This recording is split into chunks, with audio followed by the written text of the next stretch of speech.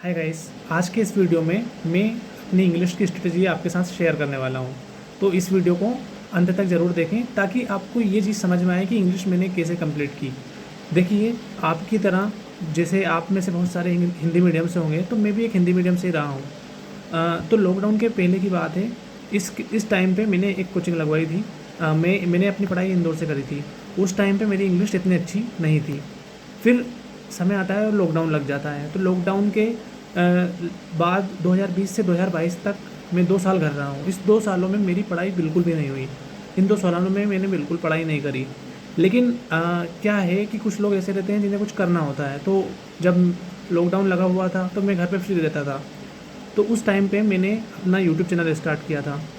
अब उस टाइम पे क्या होता था कि मुझे इंग्लिश बहुत अच्छी याद नहीं थी, लेकिन फिर भी इंग्लिश में मेरा एक तो इंटरेस्ट था। दूसरी बात ये कि मैं यूट्यूब चैनल पे वीडियो बनाता था डेली। तो उस टाइम पे वीडियो बनाते बनाते मेरी इंग्लिश मुझे पता ही नहीं चला कब अच्छी होती चली गई। फिर CHSL का एग्ज़ाम आया। CHSL का जब मैंने एग्ज़ाम दिया तो इंग्लिश में मेरे 50 में से 34 मार्क्स आए थे, जो कि एक अच्छा स्कोर तो नहीं है, लेकिन हाँ फिर भी एक डिसेंट स्कोर मान सकते हैं हम इंग्लिश में। तो तब मुझे मालूम चला कि मेरी इंग्लिश अच्छी हो चुकी है। फिर मैंने क्या है कि SSC के एग्ज़ाम देना स्टार्ट किया। तो देखिए, इस बीच में मैंने क्या क्या किया था। मैंने जो अपनी एक इंग्लिश वाली जो बुक आती है, इंग्लिश ग्रामर के लिए आती है, नीतू मैम की बुक, तो उस बुक को मैंने पूरा कंप्लीट किया। ग्रामर सेल्फ ही पढ़ी, कोई कोचिंग क्लासेस की ज़रूरत नहीं लगी उसके लिए। सेल्फ पूरी बुक को पढ़ी। एक बार में तो वो बुक मेरे को समझ में नहीं आई। मतलब लगभग कुछ कुछ क्वेश्चन बन रहे थे, लेकिन जब मिक्स प्रैक्टिस कर रहे थे तो क्वेश्चन नहीं बन रहे थे। फिर मैंने उसको एक बार और रिवीजन किया। उसके बाद उसको रिवीजन करने के बाद कुछ जो उसके पीछे चैप्टर्स में प्रैक्टिस दे रखते हैं वो प्रैक्टिस करी। फिर उसकी प्रैक्टिस करने के बाद मैंने एक जो अपनी अपनी जो प्रीवियस ईयर वाली बुक आती है इंग्लिश की, किरण वाली जो बुक आती है, तो उस बुक से मैंने कॉमन एरर की प्रैक्टिस करी। फिर उसके बाद मेरी इंग्लिश धीरे धीरे बेटर होने लगी। वोकेबलरी के लिए मैंने जितने भी प्रीवियस ईयर जो कह सकते हो आप, जो इसमें दे रखते हैं, नीतू मैम वाली बुक में दे रखते हैं, और उसके बाद जो किरण वाली अपनी बुक आती है उसमें, तो उन दोनों में से मैंने इडियम्स, फ्रेज, सिनोनिम पढ़ लिए।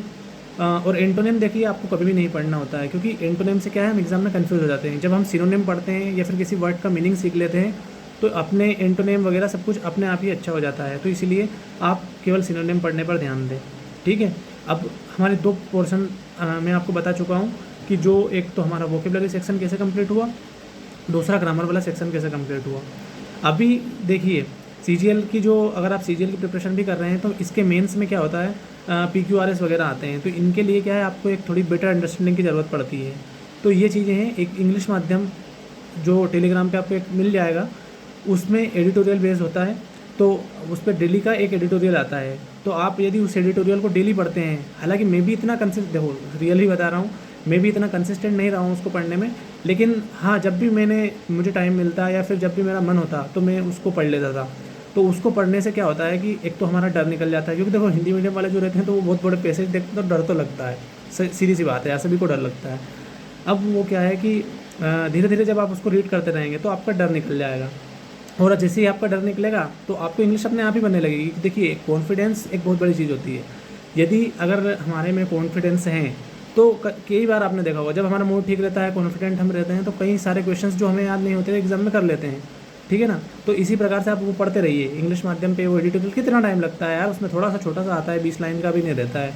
एक तो उससे थोड़ा आपकी अंडरस्टैंडिंग भी बढ़ेगी, और दूसरा आपकी वोकेबलरी भी कंप्लीट होगी। उसके नीचे वोकेबलरी दे रखते हैं, उन वोकेबलरी को रीड कर लीजिए आप, तो वहाँ से आपकी ओवरऑल इंग्लिश बेटर होगी, ठीक है। इसके आगे यदि आप और भी कुछ जानना चाहते हैं तो आप चैनल को सब्सक्राइब कर लीजिए यार। आपके भाई का चैनल है, आपके भाई को चैनल को सपोर्ट कीजिए, आपका भाई आपको सपोर्ट करेगा, ठीक है। तो फिर मिलते हैं अगले वीडियो में। और मैं यदि आपको कोई भी क्वेरी है ना तो आप कमेंट करिए, मैं बिल्कुल जवाब दूंगा। और इसके बाद जो भी होता है हम देखेंगे, अगले वीडियो में देखेंगे, ठीक है ना। तो मिलते हैं अगले वीडियो में, लेकिन सब्सक्राइब जरूर करना, भाई के चैनल को सपोर्ट करना है। Thank you.